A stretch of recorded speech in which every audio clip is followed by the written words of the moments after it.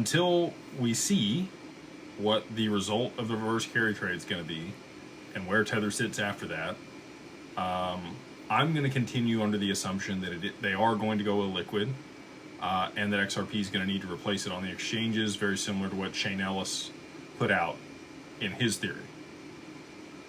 Again, everything that I've compounded and put together here is an amalgamation of other people smarter than me that have talked about this stuff for a long time, and I think it'll be orchestrated in a specific scenario to derive the outcome that we're all hoping for.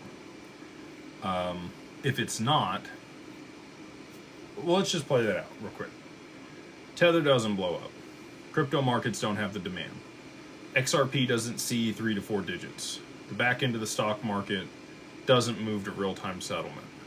We have huge unrealized losses across the board. Investment banks go under. The world, as we know it, the financial paradigm implodes on itself. We have a credit crisis, an ICE 9 event where no money moves, and we go back to Mad Max. So if Tether needs to blow up for XRP to move to the situation where it can provide the solution in this scenario, I think they're going to do that. Maybe they don't have to pull that lever. Maybe the BlackRock ETF and the Evernorth and the demand from the institutions is enough.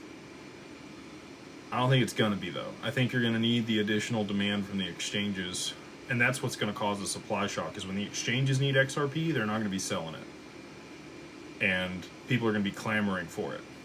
And when there's way more demand than there are, is supply on the market, that's when you're going to see huge price movement on the exchanges and on the open market, and that's what would drive it to have enough liquidity to start facilitating things.